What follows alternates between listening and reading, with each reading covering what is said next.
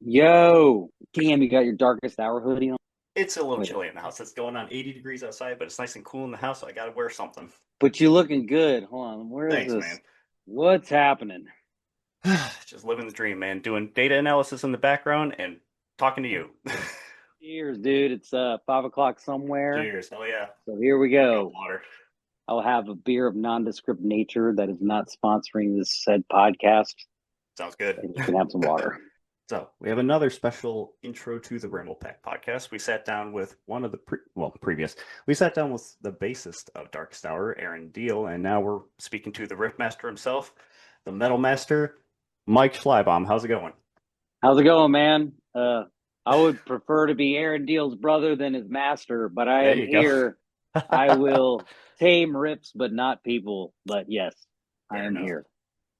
Deal was a hell of a lot of fun to talk to, and like his knowledge of like video games and like what's going on in Oh the industry was God, I really know. crazy. I was surprised to know that or find out that he knew so much. So I'm interested to hear what you have. And I Uh, figured since we're both fathers, we're gonna like we have some stories to share about kids and like all that stuff growing up and whatnot. I figured we could talk a little bit about that too.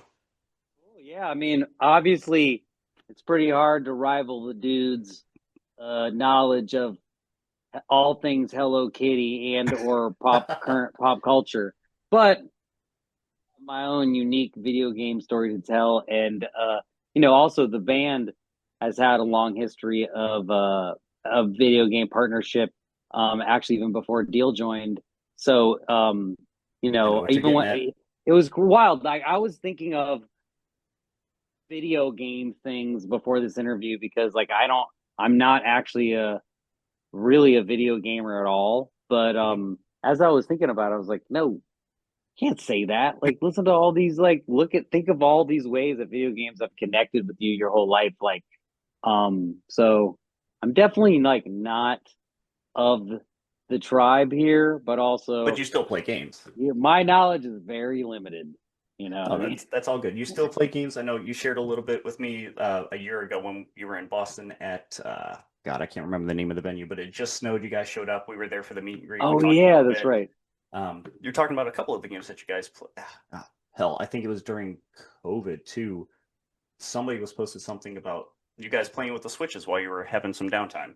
Like people had Oh Switches yeah. and stuff like that. Yep, we got all the mobile gaming devices. You know what I mean? So and guys like the guys like communal play, but we're not. I mean, we were recently on tour with Fit for an Autopsy and the singer Joe. He's like that motherfucker plays video games. That was going You to be know my what I question: mean? is if any of Like them were big holy gaming nerds. shit balls. Are you kidding me? Like know where to begin.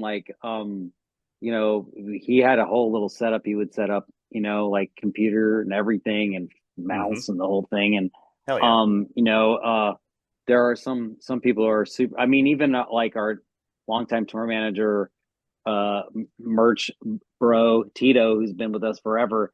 He's always playing games. I mean, he's got this little setup with his little iPhone and a tripod, and he puts it up and he sits there with a controller on his iPhone, and it's Hell almost like yeah. he's got like every video game ever imaginable. With all you got to do is get in, side view of your iPhone, and then boom, you can play it all. So it's So we, I have a question about that for you. Do you know if he's doing like Game Pass or anything like that? Because you can connect controllers to your phone and use Game Pass like that. hmm, There's now the PlayStation Portal, which is like over Wi-Fi, and then you've got like emulators on phone that you can put on the old Game Boy games, NES, Super I NES, stuff think like that that too. I think there's a lot. I mean, I'm not sure what he's playing. Maybe it's Call of Duty or something. It's some definitely a There's definitely a war Call of Duty game. mobile too. Yeah, it's a war game, but I'm not sure which one. And he would kill me for not knowing. But dude, and and also for on tour, like I'm not a gamer because there's like a million things I want to do, and play guitar is one of them. So I'm not definitely not someone. Although I was thinking back to we did the 2004 Ozfest, and Hmm. this was like, the tour of a lifetime. Black Sabbath, Judas Priest, Great Slayer. lineup. I mean, that lineup was insane. And but we still had like a bus. We still had a lot of downtime, and we were big Nintendo GameCube, huge Yes. fans. My wife just bought me a And we GameCube for loved. our Oh my anniversary, so God, I'm so Monkey excited. Ball. Monkey Yes, Ball is Super the Monkey Ball is shit, so dude. good. Okay, so we first discovered Super Monkey Ball when we were recording Nation, and Okay, the Swedes had it in the side lounge, and it became this weird fucking thing that we were like always playing. It was super weird, and that's then awesome. we ended up with it on the bus. Um, and I'm trying to think. Yeah, because we recorded Sadist. I'm trying to make sure my timeline's right. Yeah, so we recorded Sadist Nation, and then we were on the Ozfest. So we had a video game console again, and it was the GameCube, and it was all about Monkey Ball because there's a bunch of mini games, a bunch of fun communal games, and we would be up all night playing that. Um, but immediately when I was like, we have to talk video games, we have to talk about Simpsons Hit and Run. Oh, yeah. If Okay, you we're know, gonna spend a half an hour talking about that game that's what alone. I'm saying. Well, it is probably my wife was like, I think that is your all-time favorite video game of all time. Like, and it well, I don't know if it's even by choice because I do have other favorite video games, but something about that game where it came in my life, I actually did play it to the end, did play every version of it, not just getting to the end, but unlocking all the cars and all the characters. And I was a bike messenger at the time and we were doing the band, but I don't know, something about life just everything didn't seem as urgent. And I was able to play more. And I definitely like remember like falling in love with that game. And same with her. So much so that like later on, after we got rid of the GameCube, we went and bought a GameCube and that game because you can only get a lot of that stuff used. That game, especially, is I don't know why it's so embattled. I don't know if it's the licensing, but man, like it's really hard to play that game on any other thing. And if anybody knows how to play that on any other device, I let can give me you some know. pointers. You know what I mean? I Me and need to. Deal talked a lot about emulation and those things like that. So if you really want to, Yeah. we can hook you up. There's gotta be an emulator for that game, right? There has to be Yes, something. yes. I mean, But I'm that here. that No, there's not, but yes, there is.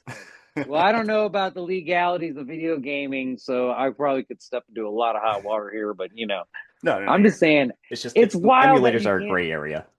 Yeah, well, it's a shame because there must have been a lot of like design skill and thought and everything that went into that game, and it's tough to even have the right way to hook that console up to certain TVs and stuff anymore. Yep. And I we sort of like lived with the GameCube games for a while until I mean, and I'm sure we should mention this at some point until our love affair with Activision, and then as soon as that happened, we had to get a PlayStation because Mhm. first of all, fucking Grand Theft Auto was like, holy shit. You know what I mean? I was trying to think of the first time that we played that game. And I want to say that was also when we were recording Hidden Hands of a Sadist Nation, which had been like 2003 or 2004. Mhm. I don't know.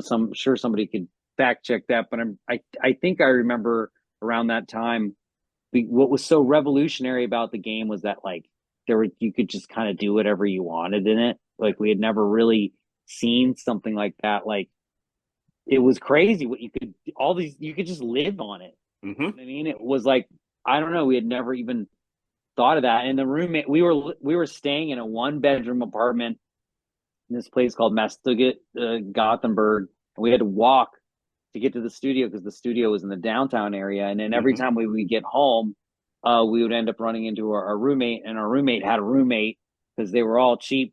And he lived above her bed, like they had a bunk bed, and he just played Grand Theft Auto all day. And I remember one day we went to the studio, and we came back, and he was like still playing.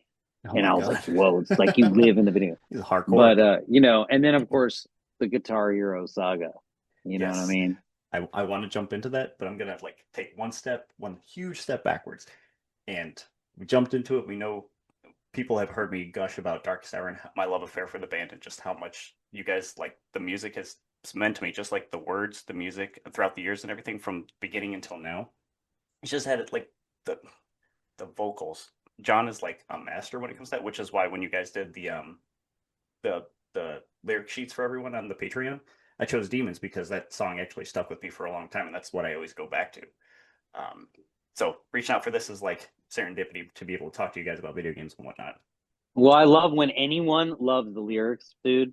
Okay, because we try, and we also try to have them like have some meaning, right? And I say that in quotes because like in heavy metal, it's really in death metal too. It's really easy for the everything to become a little decorative, I guess, and really metaphoric to build more of a mood. And there are no rules. I mean, if lyric, I have been around a lot of different lyricists, and so I don't know to get into that debate's a whole thing, but inside this band, especially because that nucleus has been for so long, John and I have absolutely since day one been there like, yo, what does that mean? And as a lyricist, I think he's free to be able to say like, well, what does it mean to you? Because like True. I know what it means to me, but and I think he finds a lot of joy in people finding themselves in the lyrics and finding their story in the lyrics because I think that truly is the way, in some roundabout fucked up way, that the song really sticks with a lot of people. Is like they Yeah, see him and absolutely. them, they see them and him, and then it flips, and so I'm always like, what is this about?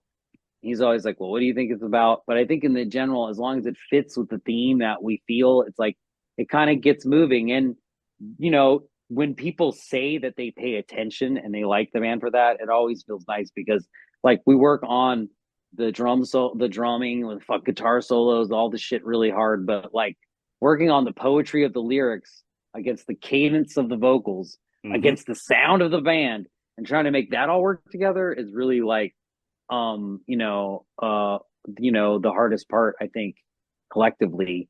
Hmm. And it's cool when people like it because they're like, oh, see, we did that okay. You know what I mean? I'd say John is very poetic with his words and it matches the music well. And just, I don't know, just the way that everything kind of comes together, it works perfectly. And the melodies too, that's what hooks me the most is how melodic it is. Even when it speeds up or slows down the tempo, it's still very melodic and the words and everything flows great. Cool, man. Well, I mean, we definitely work on that a whole lot. He takes a lot of beatings from all of us, I believe it.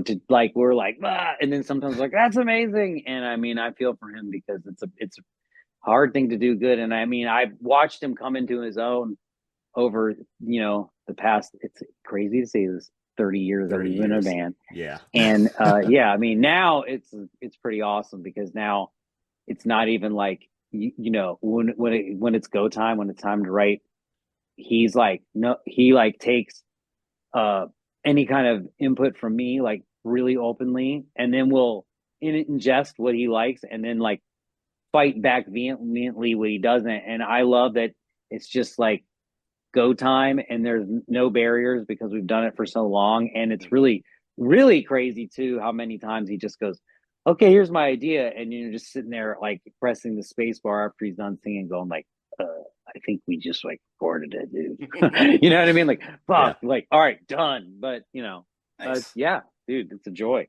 So I'm you and glad you John, dig that. yeah, absolutely. So the band started with two of the members that I have never met, and I think that it maybe were replaced down the line. But you guys started in 1995, right? Yeah, yeah. The original four piece was me and John and Hmm. Raul and our good friend Matt. And Matt is playing around the Baltimore scene now in Maryland a lot. He's in a band called Next Step Up, old school Maryland band. He's in a ton of bands too. He's really been prolific in his like hardcore drumming after he helped us start Darkest Hour. You know what I mean? And then Raul, who was our first bass player, he still comes around to shows. He's not as much into like this whole world as much, but Hmm. he still really comes to the shows and he's super supportive and we love him for that and is part of the story. And when we started this, we were just like two guys that met at a pep rally, and I was like, are you straight edge? He was like, I'm straight edge. I'm like, you like metal? Like, yeah, like we should hang out. You know what I mean? Just like the most organic high school meeting of friends like you could do. And then we found those two other dudes sort of through the grapevine of hardcore because we had been doing bands before, but we really were like trying to like man, we want to make a real hardcore band. So we Mm-hmm. branched out of our circle of friends for the first time.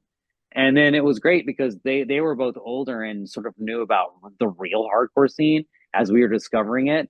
Mm-hmm. And so we were able to sort of develop the sound, but then very, very fast, like me and John's hunger to like want to tour and like just get just like, oh my God, like let's go on tour, let's go do this, let's do that. It really kind of outpaced those guys because they had regular lives. They actually had jobs. They were like kind of in on a different path in general. And so Right. like the split was, it was at a regular time in life where we were kind of like more like we don't have any responsibilities and we don't give a fuck. And they were more like living in reality. And Mm-hmm. so I don't fault either one of them for being like, yo, like, you know, So were you playing guitar all throughout high school, or did it start before then, or when did the music bug bite you? oh wow. Yeah, well, in the middle of high school, first I fell in love with hockey. That was my first love, and Should have I assumed since you my guys got hooked up with the hockey team locally. well, that's just sort of an homage to the past. But my parents were not big music lovers, and my mom especially or hated a lot of music that was like not secular because or is secular because she was very Christian, and Okay. or she is very Christian. I don't know. She is It could have very changed. Who Christian, knows? and, and no, she's definitely hasn't, and she definitely does not love heavy metal, especially the lyrics. Let me Fair tell you, enough. that she is very vocal. Okay, but at the same time, I can appreciate that she's a mom, and this is my art. So say whatever you got to She's still say. supportive, You right? know, I don't know. Let's just like we'll just say pass on that question. But Okay, either fair enough. way, um, regardless, I was able to find guitar through my friends and through ice hockey because, I was going to play all the time and there was music and the music in the rinks would get you fired up. And I was like, what is this? This is Hmm. AC/DC. You know what I mean? What is this? This is a band called Metallica. I mean, the first time I ever heard about the band AC/DC, I was at the ice skating rink, and I heard Back in Black. And then I went over to my buddy's house who had MTV. I didn't have MTV. We saw a music video of AC/DC playing, it was the Back in Black music video where it's live at Donington. Hmm. And the moment that I saw that music video, I was like, I want to play guitar. I got to get a guitar. I got to get a guitar. And then Nice. I went to try to convince my parents, like, get me a guitar. And then, of course, they got me an acoustic guitar, which sucks. And that took for a long time for them to convince me to give me electric guitar. And it was like a whole thing, but I fought the good fight. Now, I also never forget that the first time I ever heard the Metallica Black record was in a ice skating rink parking lot. My mom was supposed to come pick us up, and we were just sitting there on the curb. And this guy was, I got this new record, the Black record, and he put it on his truck loud as fuck. And like, Mhm. Sad But True came on. I think they had it on, I don't know, I guess they would have had it on CD at that point. So they had skipped to the second song because the first song people had heard, I Mhm. guess, maybe. And I don't know, but for whatever reason, I just remember hearing Sad But True loud as fuck out of a truck stereo for the first time in a hockey rink, going, oh my God, that is the type of music I want to play. Like, I mean, it's just like in my head. So Yeah. there was this connection between all of it when I was a kid that just made like perfect sense. And now that I'm older, I, like to skate recreationally, but I don't play as much as I would love to. And, I'm just completely consumed by heavy metal. So the Mhm. balances have definitely shifted, you know? Yeah. I got a funny story regarding that too. Growing up, I was just learning about music and like listening to things. So it was always, what the older people were listening to at the time. So I was just, what's this? What type of genre is that? Who is playing this? I had a Walkman at the time and I was listening to something. And my stepdad at the time was like, go ask your mom for a heavy metal tape. And I was like, I didn't know what a heavy metal was. I thought it was just like something super heavy and it just fit in the tape deck. So I was like, hey, mom, can I listen to heavy metal? And she looked at me and goes, no, you can't listen to that. I'm like, it's just metal. What's wrong with it? And not until later on in years that I found out, oh, it's a type of music. And then I discovered the music, started listening to it, and here I am now. It was just I just want to listen first, like tell a kid, ask somebody for that. No compunction whatsoever about it, no idea. That's amazing. So you you say you're not much of a gamer. I would argue that you are because you know about games and you play them and whatnot. Do Yeah, you yeah. do you I remember decided I when am. do you remember when games first hit your radar and you were like, "Oh, that looks cool. I want to try that." Or if it wasn't even games, was it the music of the video games that grabbed you and you were like, "That sounds cool. What's making this?" This will date me so hard. This is wild. That's I was okay. thinking Bring about. it. I was like trying to think of my. And I don't know if this is the name of the system, but okay. When I was a kid, like Atari was like fucking awesome. Hmm. Atari was the shit. But my mom was also cheap as my mom was my mom was economical. There you You go. know, I'm trying to be nice, man, about your mom, dude. But she was economical, so she did not want to get me the name brand Atari. So she went to a timeshare meeting to get I believe it was a ColecoVision, Yep, if that's ColecoVision's one possible. of them. Had a different like controller, and Hmm. she sat through like this 3 hour timeshare thing, and then they punished her for like an hour and a half trying to sell her this timeshare, which she was never gonna buy. And she's like, she's Sicilian, and she does like well, Sicilian American, you know, and she just does not mess around. She just held and didn't budge, and eventually they had to give her that game system. I remember I was there all day because she made me sit there too, and I watched it happen. But through her, you know, sheer force of personality, got that game system. We took it home, and I remember that was my first video game system. Hmm. And then very soon after, because I was complaining all the time because that game is that system is not like that User cool. friendly.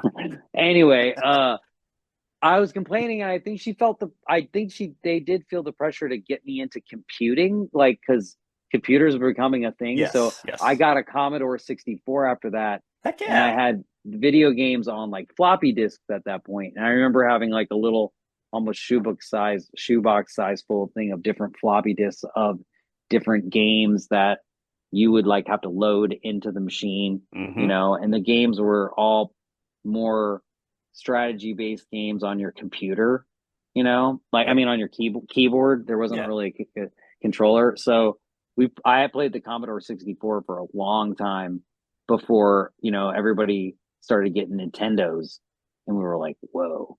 But Yeah. it wasn't until the I guess it's the Super Nintendo, whatever Mario 3 came out on.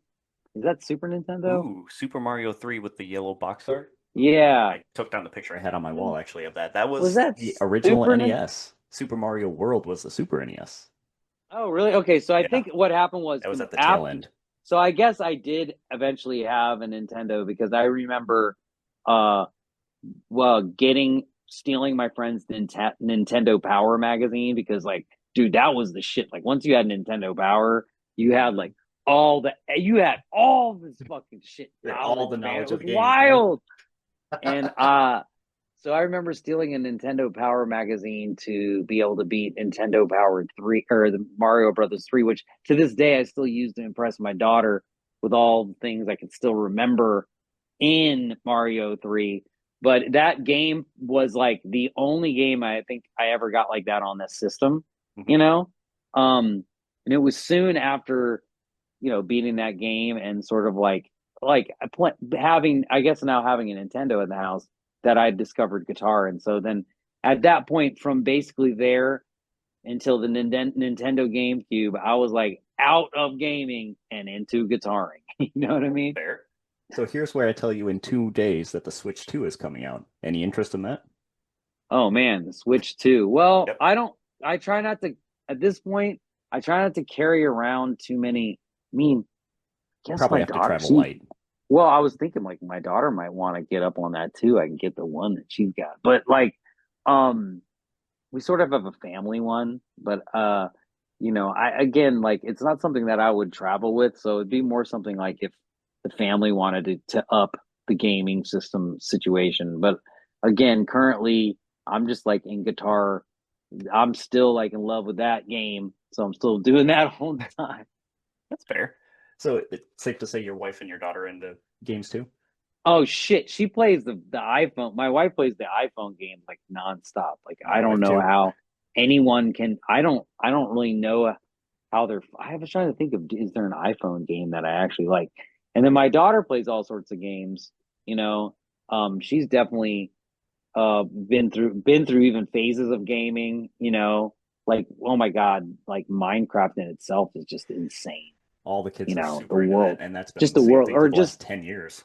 yeah, well, I remember her doing that like a lot. And then, I mean, obviously transitioning, it's funny though, we never really busted out the actual Guitar Hero control. Like we have like a box of She has to Guitar know Hero that you were controllers. in Guitar Hero, right? Yeah, but it's not Yeah, like a fun game unless you're really into the controller and you get the whole right. deal. And so we have so much of that stuff in the attic or whatever that one day I'm like, man, we should pull out. We have a messed up Wii up there too. We used to play Wii a lot as a family just because that was The Wii was a kind really of good fun and family active, console.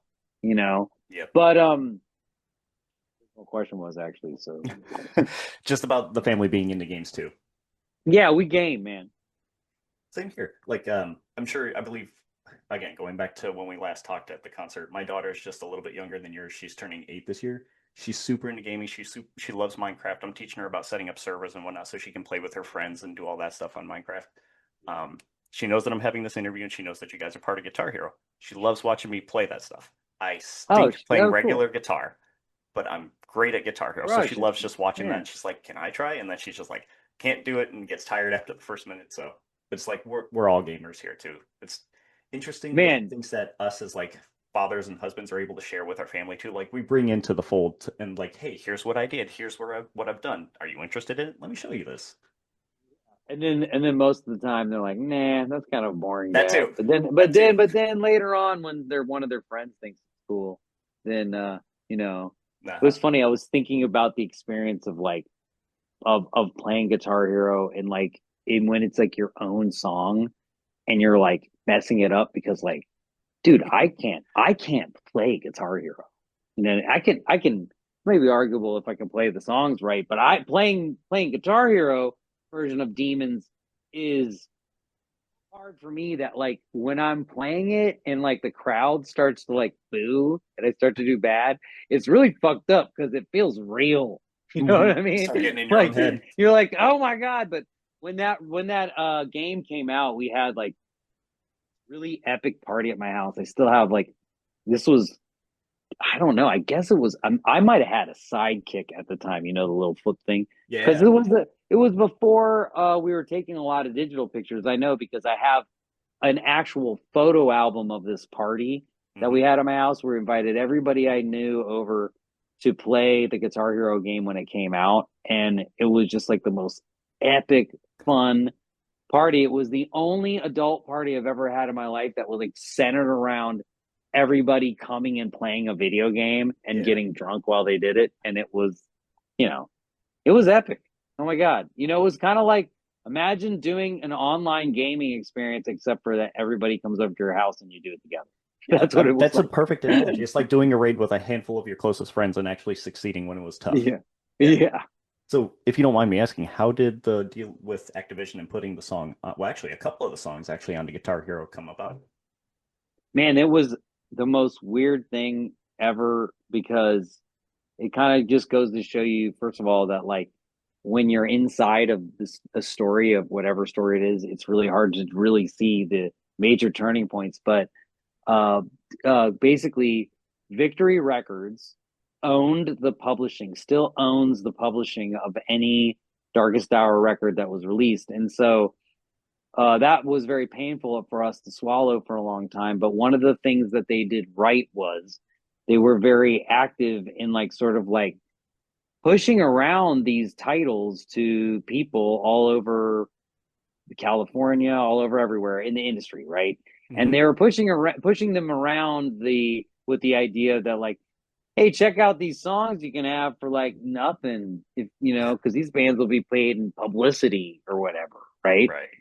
And it's a really happy tale. People are like, how much money did you get for that song on Guitar Hero? And you're like, "Hmm," you know. But the thing is, if you'd asked me at the time and told me I'm going to pay you no music to be on this video game, I would have been like, no, fuck that. Like, are you serious? That's crazy. Give me some Hmm. money. Give us some money. Give us all some money. But I didn't know because I didn't know in the publishing, and Victory was just throwing it around. And then there was a magic figure. His name's Scott, and he was the music director at Activision. And he actually had really good taste in music. I mean, I know it seems crazy to say because a lot of people that get into music director positions don't have good taste in music, but he did. And he was relentless in his pursuit of bands that he thought would make that game good. And I think, part of how that game connected, I mean, having Cowboys from Hell, having Crazy Train, I mean, having guitar hits, but then also having the pop hits that are on there, Mm-hmm. the rock hit, like the other stuff that make it more just like out of, I mean, it's so You get crazy a to little think taste you of would, everything from yeah, that. like how would Yeah. you find Darkest Hour in that group? Like what? And he was a fan. And so he got the song on the game and we didn't really even think that it was that big of a deal. I mean, we'd had songs in movies at this point. We had a song in the movie called The Big Short or The Big Bounce. Mm-hmm. Before The Big Short, this movie called The Big Bounce. It did Yes. not do very well No, it did not. and it did not do a lot for the band. And so we weren't like impressed with like It's a great scene with the song, though. yeah, the like 3 seconds it's in the thing, but Yeah. that's crazy that you've seen it. Um Also, and Shark Week when too, right? You guys had a song the played for whole Shark sharks. Week's a whole other story, but yes, had a song that sharks appeared to listen to, but that is another story. Um to finish off the Activision thing, so Scott actually we the game came out, we had the big party, people connected to it, and then actually when we were on tour, we ended up going to at the time, which was their West Coast headquarters. I don't know if Activision has an overseas one or whatever, but this was like where everybody in California was at in this one like huge complex. And Right. well, I remember we got to tour it. I even have some video footage of it. We made like a webisode. I don't know if maybe lost the internet somewhere, but we were there for a day. They took us all around Activision. We played the game. We played a bunch of stuff that they were coming out with, a bunch of different controller styles they were thinking That's of, and awesome. it was that was probably the coolest like pinnacle of my video gaming uh adjacent life was just to be like have this Activision pass and be walking around like we're just playing with everything. You're Yeah. getting introduced to people at Activision. They don't know if your band's big or not, so they're just treating you like you're Bruce Springsteen, even though you just rolled out of. We had all rolled out of a van that we probably slept in overnight to get to there just to have time to before the show Mm-hmm. go to the thing. But uh that was it. Then they did some expansion packs where they added some songs, and also Sanctuary is on Tony Hawk Pro Skater 3 Proving Ground or something like that. And that was sort of just another Activision hookup. They had been using, I think, Thrice and Mm-hmm. a band who was doing really well, and they were kind of like, let's find something uh Thrice adjacent somehow. And that was the era where we did actually play with Thrice. So it all just sort of right Makes place, right sense. time.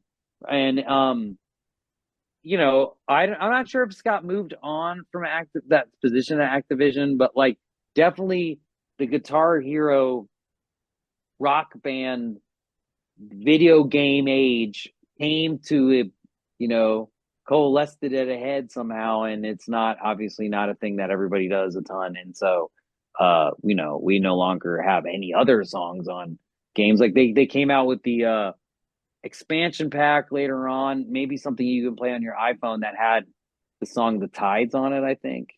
And there was maybe even some other things you could download. And now there's cracked stuff. I see stuff on YouTube and I'm like blown away, like, whoa, that's crazy.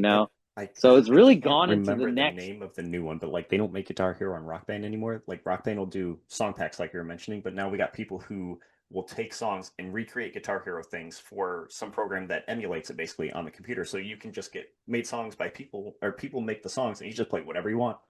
That's so cool. It is awesome.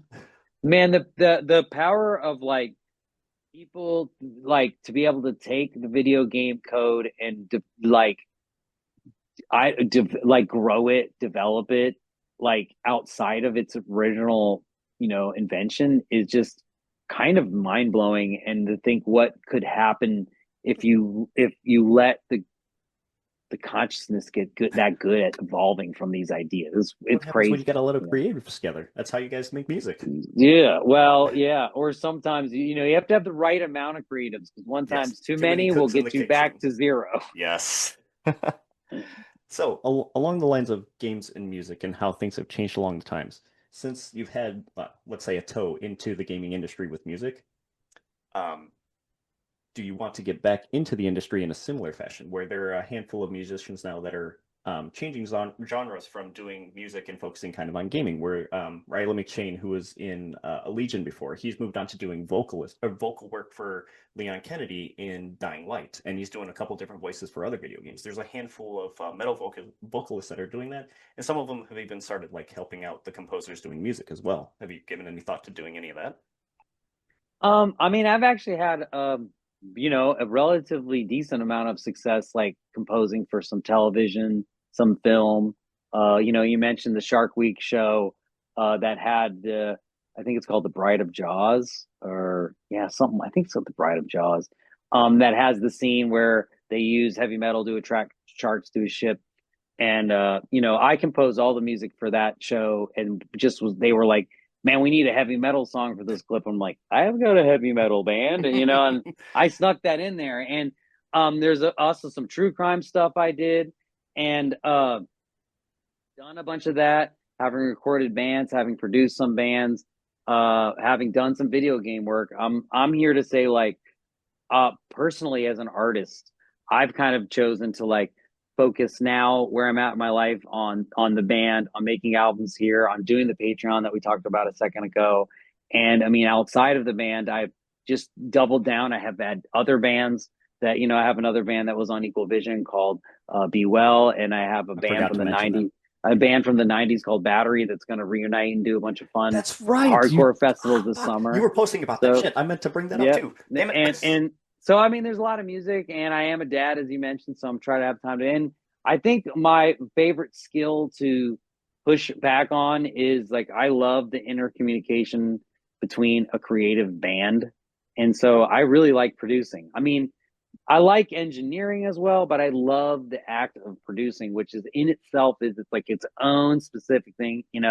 So if Yeah. there was something that I was gonna focus my time outside of the band on, that it was like, what is something that could possibly make you fall like love more than what you do as an artist, as it might be that, because I think in that role, when you're in a position to help someone vision become what they've trying to create. Like for example, I've had the joy of being able to say that Darkest Hours worked with some of the top metal producers and punk hardcore producers that exist. Like, I mean, if you're going to talk about Devin Townsend, That Frederick was the first one to Nordstrom, come to mind. you know what I mean? Also Taylor Larson, who's a Yep. genius, who's done a bunch of killer shit too, and Brian McTernan, who's in himself has probably has more gold records than all of those other people. I don't know if you're keeping points, and is an amazing songwriter. And Peter Witchers, who's an amazing guitar player. You know what I mean? And trying to think of it left. And and then fucking Kurt Ballou, the guitar player from Converge. Oh my Oh god, yeah. like how could I leave that dude out? I'm saying like that's all the producers. I hope I didn't leave him. But anyway, everybody who's worked on every Darkest Hour album, even demos, in Hmm. the engineers, everyone is always like really put their hearts into making this thing like larger than life. And so when you're able to do that for someone else and you see it work and you see the joy and you see that happen, it's like, man, that's an addicting feeling. I mean, also having seen people who dedicate their lives to producing, how much of a toll certain things can take on your life, it is also a thing to weigh like, well, do I want to focus my time on that? Because again, I really love being in a band. I love being in the band I'm in, and I love playing guitar. So it's like Hmm.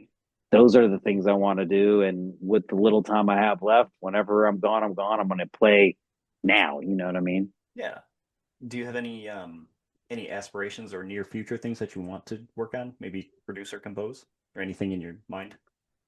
Oh man, well, we're working on a new Darkest Hour record. I mean, Thank you. already Yes. we've been working on that for a while, just because like you can't stop. Like if you just wait to go, like, oh, when is the time? And there was a lot of really great chemistry on the like making the last record and kind of moving into the touring, and just things have kind of really fallen together with that. So, making that record, putting that together for a release, and all the things that come with it already is like like that is enough creative lift for anyone who wants to do anything good to do. You know what I mean? But if I was to say I'm not a ton of other stuff planned, I mean, I wouldn't. That would be totally a lie, because Be Well has a totally new record that is written. That's amazing. That Brian's composed. I don't haven't had a lot. I don't really have a lot to do with the writing, but I don't know when or how that fits into the time frame of anything, but it's there, and it's really good. And Battery was working on music for a while. I don't know what's going to happen with that. I mean, there's always re-releases and stuff going on there. And then I've been producing and recording bands at the house here, my little home dojo Mhm. for whatever. I do that for fun. And there are always bands, young and old, coming in, and I like kind of connecting with people. But really, my main focus, I mean, for the rest of the year is Darkest Hour. It's a bunch of touring. We're turning 30 this year, and so I'm going to make sure that our Japanese tour, our European tour, and these dates in America that we have that we ain't even told you all about are killer. And then, focus on staying happy, because you can't overcommit. You know what I mean? That's true. So when it comes to, ooh, I don't know if let's should we go with writing music or should we go with listening? Let's say Well, since you're in the realm of writing metal music, and I'm gonna say you live it day in and day out with touring and performing with the band and whatnot. Is there a genre of music that you tend to listen to instead of metal to give yourself a break? I mean, usually my go-to like break from metal would be some sort of hip hop. You know, we've all grown up, around kind of the I you know I don't want to say golden years, but hip hop was born. It's a young kind of younger style music. So having been around through a lot of the greats coming up, and then seeing that all and witnessing it alongside all the heavy metal history that we have all lived at this point, Hmm. it's safe to say that there's a lot of things that run parallel, and so we like a lot of that. I haven't fallen in love with a lot of country, and I haven't fallen in love with a lot of dance music. And I mean, I love all forms of heavy metal, but when it's just like guitar is too much, I need something without guitar. Then I love hip hop. I mean, I don't know how anyone remembers how to do any rhymes, or how they can remember to do the same rhymes again, or how they can even speak into a microphone that good, or any of Yes, that. But I think mainly it's more about when you don't want to just like have to have something to dissect, and you want to just really be a fan of something, it's easier to kind of just go outside of your comfort zone. And now that I'm older, there is a lot of other music that I found that I like, that is kind of, well, it can be a guitar adjacent, but it can be a break. Like I love a lot of surf rock kind of guitar and instrumentally stuff, like from the late 60s, early 70s kind of California surf rock scene stuff is really that's good cool stuff and too. really mellow. Yeah, I mean, it might be a nice break from the Scorpions or Slayer, or Hmm. even like more modern death metal, but it's like, I don't know. I think my Spotify algorithm is super confused. Let's just put it at that. I I think it wish I could went get from mine back like to normal. dude, I swear to God, I think it went from like Ed Nugent, Nas, and it's super confused. I've got metal, and then I've got show tunes, and then I've got Descendants music because my girls are super into Disney right now, and nursery rhymes. So mine Oh doesn't my know what it's God. doing either. Dude, oh, but I got for the girl, I got show tunes, man. My girl is into musicals as well. So it is hilarious when I take her to school, like, or when I pick her up from school. It's funny, like a group of her friends will get in the car and they're like, "We're gonna put on some music." And I remember like when I did that one time, me and a group of my friends got in the car and we put on music, and what we put on was this tape by this band called NWA. We just put Yeah. it in the tape deck, and my dad freaked the fuck Oh, out. It, of course. what, dude? When that hit, it was this. It was the craziest shit that anyone had ever heard coming out of a speaker. And my dad was like, "What?" and freaked out in front of all of us. Was like, he just it was too much for him.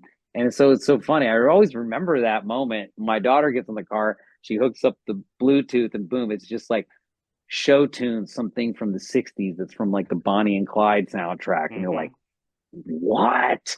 But it's really great, like that they have personalities of their own, and I'm sure there'll be things that they fall in love with later that maybe even remind them of us as adults or their life coming up. And I Yeah. feel that way now about some of the things my parents were into, but it's also really cool to see, like, man, you just have no idea what your kids are getting into, and you can say, look, these are the four dudes from the original Slayer lineup, and then this is Van Halen before Sammy Hagar. This is you can give them the whole history lesson, Yep. and still they're going to throw you some surprises. But it's really cool because you never know what kind of like ideas and weird things you can get from things that kids get into that you never get into. So yeah, my Spotify algorithm, and even Darkest Hour's official Spotify algorithm, is plagued from her occasionally grabbing my phone and playing the wrong thing, and me being logged in or something and being like, oh no,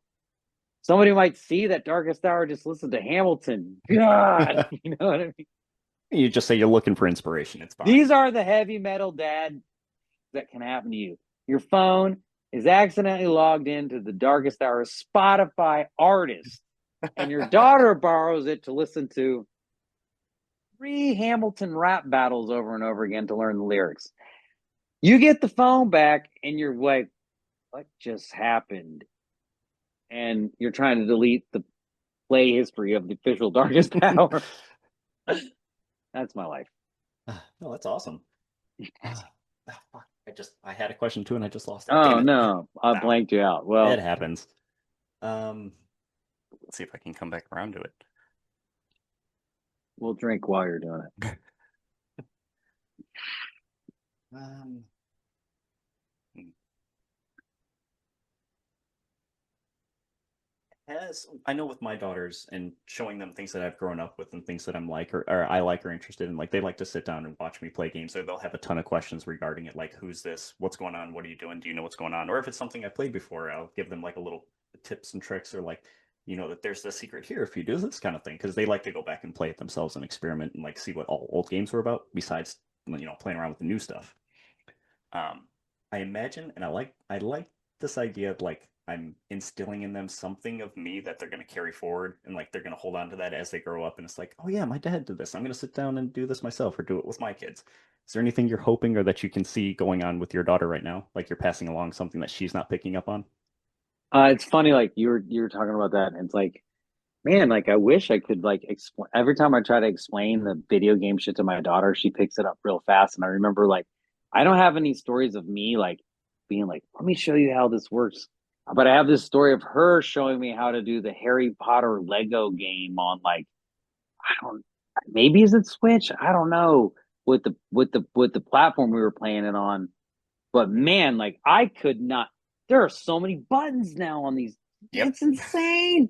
And we're trying to play this game where you follow the two characters follow each other, and I Yep. I can't even stay on the screen, and she's screaming at me, and I'm like watching her hands are, and I'm like I can't even like keep up. So I don't think that like video games are gonna be a thing that she remembers that we did, but I do know that she's grown up watching me like basically have a homegrown small business that's a heavy metal band, which like to a lot of people can seem like super ridiculous, but to like It's, me I and think all any my kind of little business is misfits, cool. well, or is a crazy risk, and Yes. I love that she has grown up kind of watching us risk it and seeing the ragtag group of weirdos that come in here and are a part of the story. And I think that if she's inspired to, be an artist, to be an entrepreneur, I mean, she really wants to be a teacher. I mean, that's fine too. That's Like, great. as long as We she's need more teachers. inspired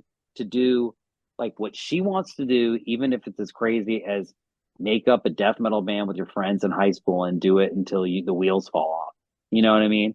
And also, I think she's seen, me and my wife and everybody in the band work really hard, like on a daily basis to uh kind of make it all work. And she's seen the qualities that it takes to sort of like be like, I mean, you said earlier I was the master. I'm just gonna say more like in charge, sometimes.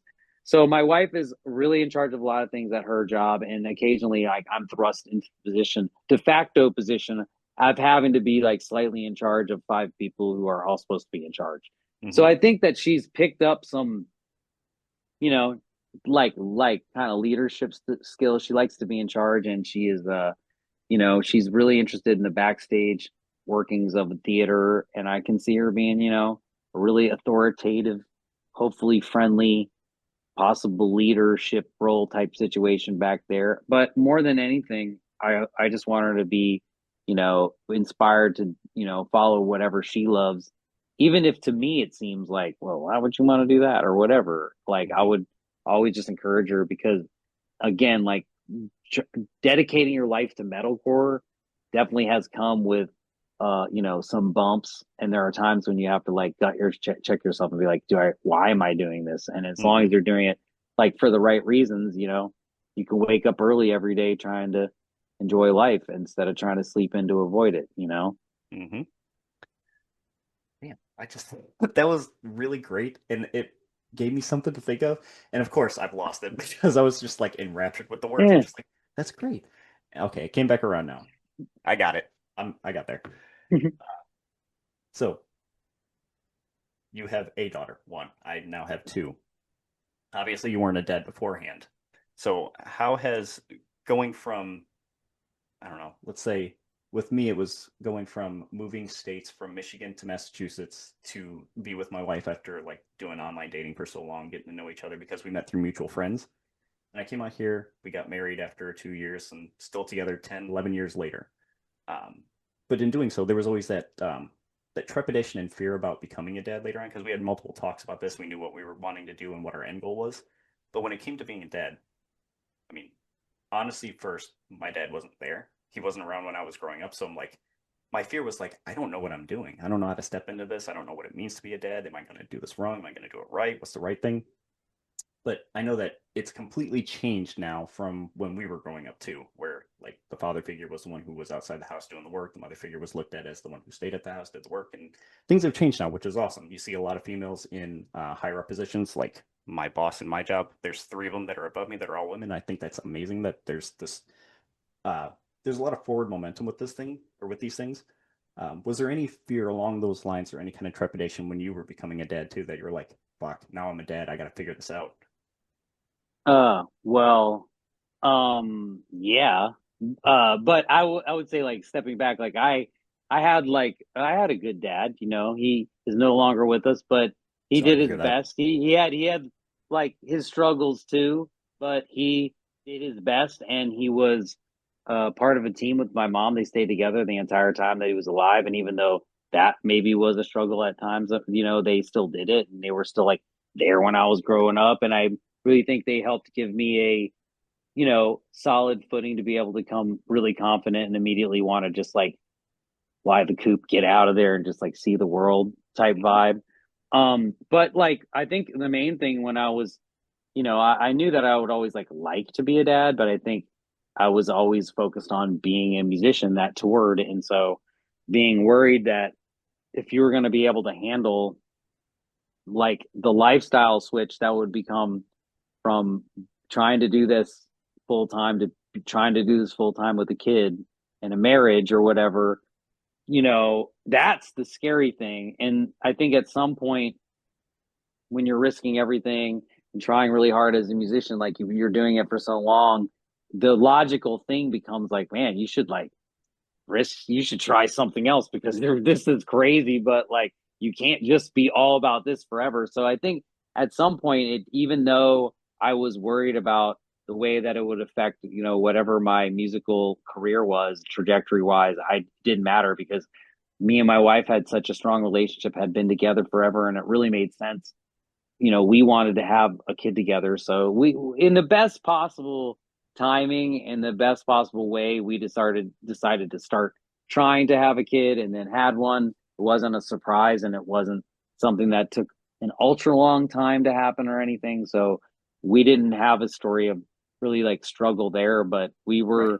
I think we were ready to do it when we did it, even though like I mean, I still have like memories of when we brought our kid home for the first time. The first night we slept with her like in the middle of the bed, us on both sides, and the lights were just like turned on, and she was just turned up because we didn't want her to turn over, and we just were like staring at her all night with the lights on. Like one of us Mhm. was just like trying to sleep, and it's just like this thing, like oh my god, like you bring that kid home from the hospital, and now it's like now This what? is now your responsibility. We prepared Yeah. for but my wife did a really good job of preparing for both the birthing part and the part after it. I didn't really think so much about the part like I came after, like when you had the kid, Hmm. so the whole thing after was more like, oh my God. But we kind of quickly settled into a routine, and then, my kid doesn't know that like growing up above, this crazy heavy metal place where there's always people coming in and out and everything smells weird all the time. And, there's always a van coming in to unload gear, and, her dad's in and out of town or FaceTiming her or Just has whatever, some good stories for later on. yelling at Instagram. Oh, yeah. I've heard through the grapevine that her friends say that our family has the best lore. So we have some good family stories. Not even stories, it's lore. God. Yeah. I know my daughter's gonna bring those words home. She's already started on that skibbity toilet shit, so Oh my God, trust me. They start reading and then they have a vocabulary that is just beyond anything you can my imagine. kid is such a voracious reader, man. We can't get her to stop reading long enough to eat or anything. It's like we have to take the book for her to do that. It's wild too, because you Not a could bad have thing though. paid me to read. Hmm. Like when I was a kid, you couldn't have. But it's like the thing they like to do. It's Yeah. wild. Hey, I'm not complaining. Keeps them educated. No, no, So I'm inspired. here's a loaded question for you. What are your fears for the future for her? Because I know I've got my own for my daughters, and I'm doing my own part to try to push against those fears and make this world a better place. Uh, well, I mean, I think that, in a time of dragons, she's a dragon slayer. You know what I'm Oh saying? yeah, So I like that. I fear for anyone that's going to come across her, man, honestly, because even at her age now, she's a teenager. It's like you see that it's wild because you see the confidence and the power that you had when you were super young and you really didn't give a fuck. Hmm. This is what you think. You know what I mean? This is what I think, and fuck you. Yep. And I relate to that energy because as an artist, you're still there. Like you're in that teenage mindset Yeah. where things matter to you, and you're going to be loud about it, and you're going to be proud about it, and you're going to just really never hide who you are in that scenario. And you're just and I mean, she's just beginning to like blossom into that. So really, I mean, the world is a fucked up place, no doubt. And you go around it enough, you can see so many horrible things. And then you can also see that there are a lot of really great things. I mean, it is just so big.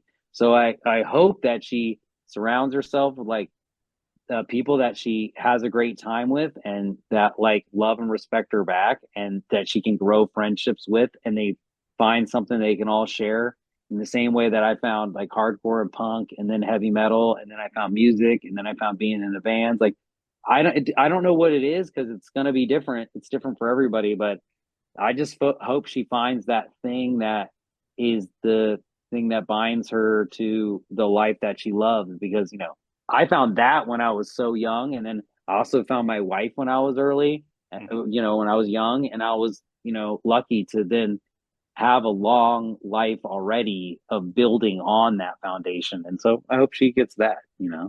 Yeah. I mean, with the foundation too, you've had these number of years that she's seen it too. So I'm sure that you've instilled that with her. And that's currently what I'm trying to do with my girls too. I know that they're, like you said, they are headstrong. And when they want to do Yeah. something, they're going to do it. It doesn't matter what you And, say, if it's safe or not. If they want it, that's what's happening.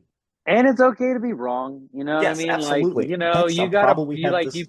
you push back and shit because like you're a parent. Like, you're like, oh my God, like, you're not going to wear a jacket. It's fucking freezing out here.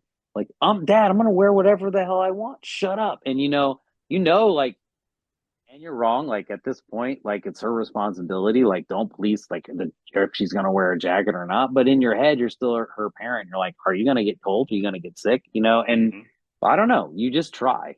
And I think that's the thing is that one thing I would say I've learned getting to the teenager part of daddom is that you can't take things personally that happen because this person is growing in front of you, and they just need someone that's going to take some of the punches and help them grow without all the baggage of expecting them to know everything all the time. You know what I mean? So That's just really being well said. there, I think just being there is like, I don't know, just being there and trying, and even failing is okay because it's all part of it.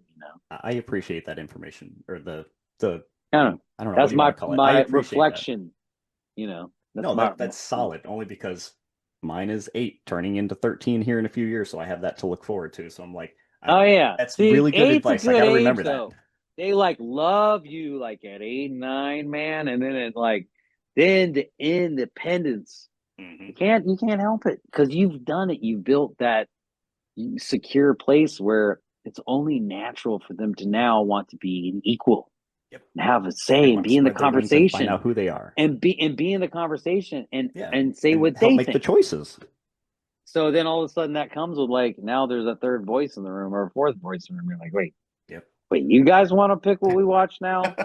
Wait, now we're watching fucking YouTube all the time? Wait. Yeah. Well, thankfully for us, it's been a lot of like cartoons telling you about animals because my oldest wants to be an entomologist and a veterinarian. So she wants to do a bug doctor and she wants to do an animal doctor. So she watches all these cartoons about taking care of animals and learning about them and stuff. So that's cool. Yeah, I mean that would be a lot more interesting than some of the stuff that I've been forced to watch.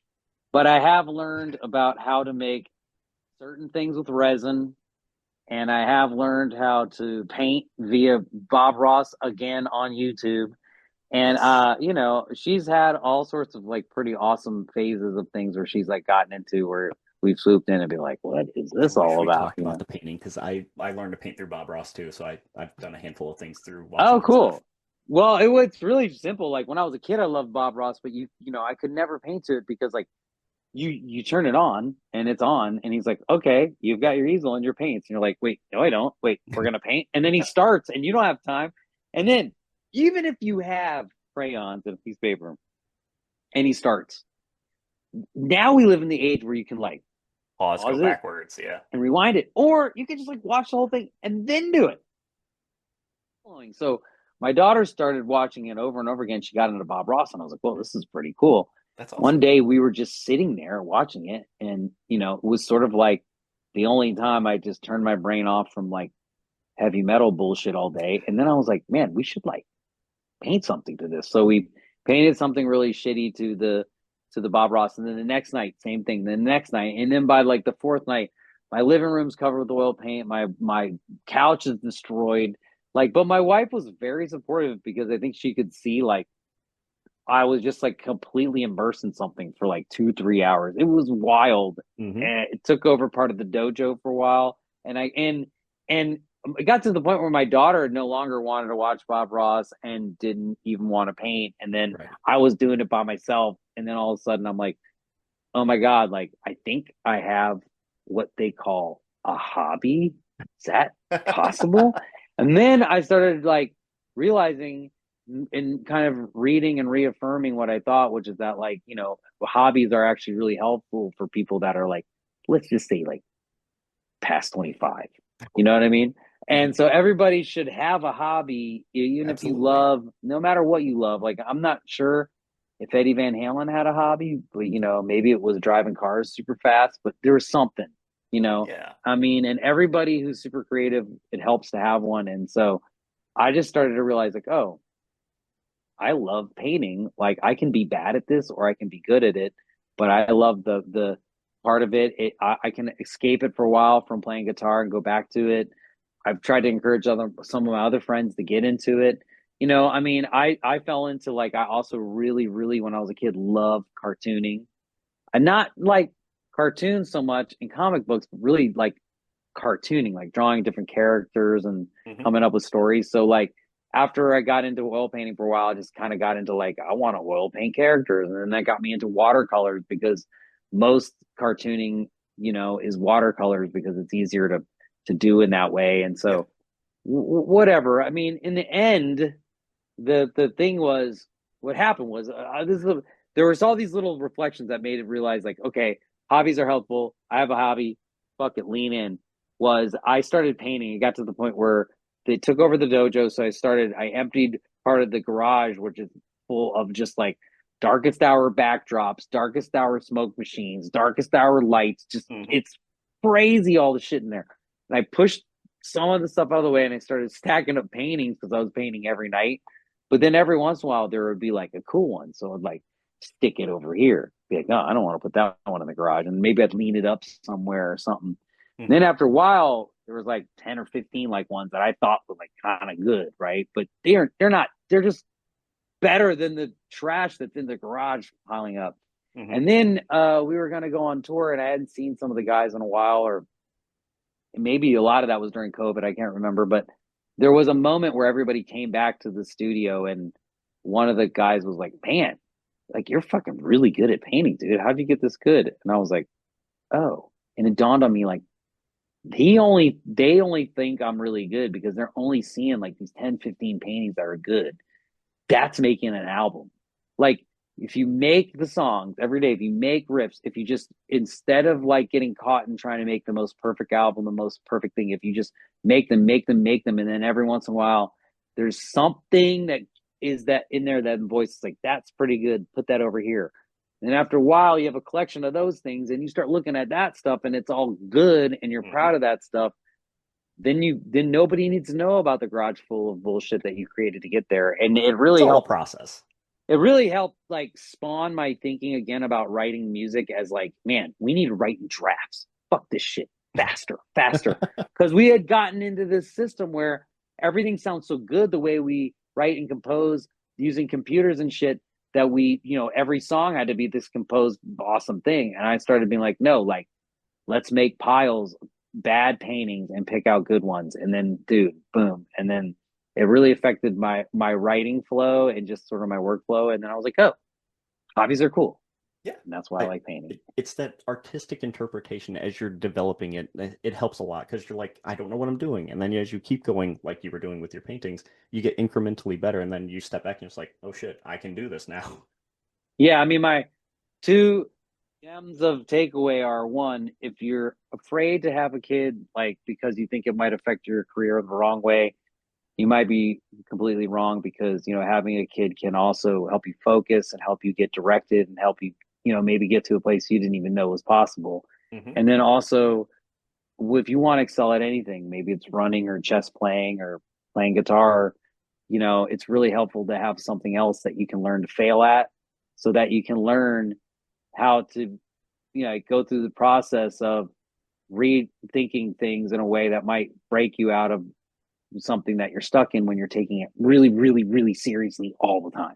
Hell You know yeah. what I mean? That's a So, I good way to mean, look those at it. are the two huge things that I have learned through either A, my escape from gaming into painting, and then also, you know, my escape from dudedom into daddom. That's fair. What, just really quickly on the painting aspect, what made you start putting cats into your paintings? Just love Dude, we cats? have cats. Oh my God, we have so many cats. Well, we love cats, but I love cats. I had two cats at the time I started painting, Eddie and Alex. And they were very distinct. They're named after the Van Halen brothers. They were Hmm. named. They're both Gonna no ask longer that. with us. And Alex was a super big fat white cat, and he was just so fat and fun until he didn't get he got old and he got mean. Hmm. And then Alex is our first. I mean, Eddie was our first cat, and she was in charge, but she was also not super friendly, but she was super cool. And they just had loud personalities and they were always here. And it just like, I don't know, you want to cartoon something. Here's this thing that just has so much personality and you just, you fall in love with them. Now we only have one studio cat, but she's a cat enough for us. So, and if you follow anything Darkest Hour or me related, you'll see pictures of her all the time. I do. um, do you still paint? I guess is a question. And if so, have you thought about doing or do you know about these traveling watercolor cases for like just going out? Oh, are you kidding me? I've got like a box of them. I don't know where I can. Dude, look here. I look in a matter of seconds. I can look. Here's one that. Okay, check it out. Here's just two that I can reach in the grass. One, my daughter made this one of an Altoids case. Oh, look at cool. This. And then it has like watercolors in there, and you just Nice. take that with you. It's pretty sick. I will do some watercolors on tour, and then this one's really cool. Check it out. I mean, I don't know if you're listening to this podcast, this is not good, but if you're watching the video, this is a little foldable, magnetable watercolor thing. That's that Has a little tiny palette. one. Yeah. Yeah. Okay, I have one that's 'Cause I just got a little obsessed- bit bigger. Yeah, there you go. I got obsessed with like mini watercolor paintings on the internet. I was like, I want to make little ones. Yeah. Carry around in my bag on tour. But then, I don't really do it that much. But like I said, it's okay to just not really be that good at your hobby. But Yeah. I have will lots say of these, man. I'm not good at watercolors at all, but I would say I'm pretty good at oil paintings. Yo, I that can was sick. I can do oils pretty good. Rad. Thank you. Man. So, I've actually moved on from painting oils to learning watercolor, and I do minis like D&D figures. I paint those too. Yeah. Oh, see, now you're going 3D. Yeah, but it's like, see, it's a natural progression. Exactly. Like, oils are, to me, they're just awesome. It's like, man, you're like painting, like you're painting like the masters. It's great. Yeah, but then you're like, but like, man, like this shit takes long to dry, fucks up everything. And then like watercolor, man, dude, I just do a watercolor painting at night for like an hour before I'm gonna just like turn my brain off. And then it's like, hold on, let me clean up. And it's like done. All done. And it's like, man, it's pretty. And you wash it off your hands and you're just done. Like I used to like be like sit there for 20 minutes with the odorless paint thinner trying to clean all my hands all off my fucking face. Oh my god. I remember like in the beginning when I was first started painting, it was so fucked up. And it's so funny because I'm like covered in oil paint and the whole house is covered in oil paint, but there's Bob Ross in the video, just pristine shirt, pressed, buttoned, clean. I'm like, how the fuck is he getting no paint on anything? It's all part of the process, man. You learn that as you go. You have to make a mess to learn. What is it? You got to break a few eggs before you can make an omelet. You got to make a mess before you learn how to do it nice. I like there are no, or it's all happy accidents. There are no mistakes. Happy accidents. I like that. I like to live by that. It's a very good mantra to live by too. We have a lot of good Darkest Hour songs are happy accidents. I'm not gonna lie. Ooh, can you name just two off your head? Man, Knife in the Safe Room, super happy accident. Oh yeah, dude. There was like we had a string of beats, something like, I don't know, maybe there was some other song we had been recording, and it was like we had to just the beats had been recorded, I remember, and then like there was one morning I came in before we were gonna all get together, and I just like muted everything that was like happening, and just was like, I'm just gonna jam with this. I don't give a fuck. I'm so mad about something, and then it just like happened. And you're like, what the fuck? And it was like the whole fucking song, and then that breakdown, the mosh that happens in the song, that was not in the song. So the whole song was a happy accident. We were like, dude, don't even touch it. Because when it happens, you're like, don't even touch it. Goddess of War off the newest record, happy accident. Like, just don't touch it. Like, oh fuck. But then like with the Knife in the Safe Room, we got into the studio with Kurt Ballou. I mentioned him earlier. And he was like, he was just never wanted to get involved or get in the middle, or just like he felt like the band knew what they were doing and he was just there to keep the peace and just make it us on court. But then out of nowhere, he's like, man, what might be cool is just at the end, just like, kind of a breakdown. Like, and he just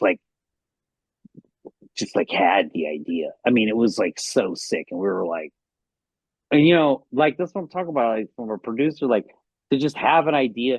The band already thinks the song's great. The song is great. Everybody just have an idea that now expands it to this other place. You're like, what? Like was just Sometimes so you're too magic. close to it The to whole thing not was have a an magic. idea. Yeah. And then there's a lot of earlier songs too, because a lot of the early songs, I mean, Demons, uh Paradox of Flies. I mean, dude, anything off Deliver Us, except for no.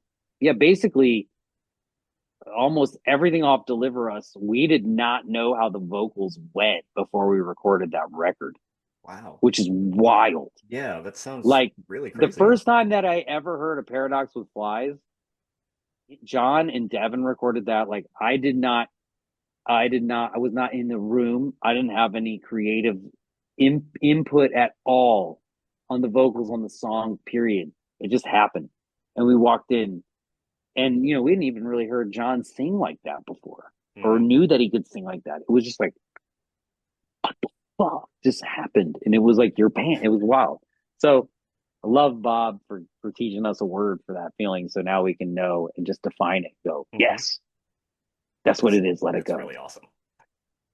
All right. I know I sectioned off like an hour of time and we're a little bit over that. And I do have my That's fine. to get Well, back to, but I don't want we to got to hold you wrap it too up long. because nobody wants to listen to us shit this long. But dude, thank you for being a Patreon and being in Darkest Hours of Orbit and having both me and Deal on your podcast. Thank you guys for coming on, and thank you for making the music you do. Oh yeah, we're gonna be keep doing it. We're artists. So we're out of paint. You know what I mean? I love the paint metaphors. This is perfect. I'm gonna bring this up next time I see you guys when you come to Boston. Fuck, dude, you got to bring us a painting. Yeah, dude. You want one? I'll bring you one. Good. Bring us something good. I'm not. I mean that landscape was sick, but something from your soul, man. Because it's funny when people bring us art. So it ends up here in the dojo. I got different art all over the place from people that have given us stuff. Sometimes it ends up in the tour bus. Sometimes it ends up in the backstage. Sometimes it ends up in somebody's gear, like taped to something. I don't know. It's wild. So fans, bring us your art. I will. Yeah, everybody, including me, bring your stuff. I'll bring you a painting next time I see you guys too. Like, I haven't painted in a while, so I'm going to sit down throughout the week and like bang out something or whatever. So I'll have it ready for you guys next time and bring you some stickers from the podcast and whatnot too. Cool, man. Well, all right. Cheers. What would you like to plug? I know you guys are going on tour soon, so the floor is yours, please. Well, look, we have a new album called Perpetual Terminal. It's out on MNRK Heavy Music. Go listen to it wherever you listen to whatever thing you stream on, or pick up the record if you love it. You know what I mean? If you care to check out our band called Darkest Hour, you can also check out our Patreon, which you mentioned that we have, which we run ourselves. And we're also on 8 different social medias. So if you just want to hang out with us on one of those, you can find us on your favorite social media. But either way, we're Darkest Hour. We're out here and we're making records, and you should check us out. That's why I'm on your podcast. Other than you're a badass dude who's also got a Darkest Hour hoodie and also has been a supporter of the band forever. We appreciate that, man. Thank you. So, I'm sorry, the 20th, you mentioned the 20th. You guys have some tour dates that are coming up in between now and then. Well, our 30th anniversary is coming up. Is that what you mean? I was just... Oh, the 20th. Oh, of June. Oh, I'm going on tour with Battery. I'm going on tour with my other hardcore band. We're going to Europe. So this summer, if you're in Europe, we are playing all over with all your favorite 90s hardcore acts. This is the first band that ever took me to Europe. And kind of like after I went on tour with this band in 1999, I was like, oh my God, I can do this with Darkest Hour. And actually the first Darkest Hour tour I ever booked, I got all the contacts from this band Battery. I called up everybody in that they had contact with, and I said, hey, this is Mike from Battery. I got a new band called Darkest Hour, and just literally rode the coattails. Nice. Guerrilla marketing. This is called paying it back, because I'm going back with my buddies in Battery to bring it back and keep it old school. But if you're in Europe, I'll see you there this summer. Go check them out. Otherwise, if you're in Japan or Europe, I'll see you later this year. And then if you're in America, we haven't announced it, but maybe we'll be seeing you in December. And Latin America, we haven't announced it, but maybe we'll be seeing you early in 2025. But wherever you live, we will be on tour and we'll see you. Very cool. Cannot wait. Definitely going to get tickets when you guys come back around so I can hang out with you guys again. Fuck yeah. Hit Very us cool. up. You got the email. Yes, Get you I do. on the list. We'll get you to the backstage trailer hangout. That's the VIP section. Dude, stop short of recording an in-person interview with all 5 of you guys. No, that's never going to happen. We can't stop from talking over each other. Nah, it's all good. Hopefully, I will talk to you later, though. Cool, man. Well, cheers, dude. Keep in touch, and thanks for having me on the old Absolutely. podcast. Thanks for coming on the podcast. Hopefully, we'll have you back one of these days soon. Look, yeah. Cheers, man. Cool. All right. I'm just going to hit and record really quick. Very cool. All right. Yeah. Thank you. Yeah, man. Thanks for having me on. I could stay on all day, but I also got to go pick up my kid here in a little bit from fucking Same. school. But But luckily, also, I just you have got to to step keep out it. the door. But oh, really? How's that? Yeah. The bus will drop my oldest one right outside. Like we have a street that goes up and then a U, and then not the one that's outside the door, but just up the road at the other one at the end of the U. They drop her off, so I just step out, walk up the street, grab her, and come back. My kid is bus allergic, but this is my last year. Because next year she's going to high school, and then I'm out. Checked out. Nice. I'm checked out. But it is one of the perks of heavy metal daddom is that your work day ends at like 2:30. Mm-hmm. Anyway, cheers, dude. For also your support over there on the Patreon, man. Appreciate you and shit. And we'll be seeing you around, man. All right. Hell yeah. Sounds but I got to run. I'm gonna logging off. Oh wow, it says like leave now. Look at that. I guess I'm gonna leave. All right. See you later, dude. All right. Take it easy.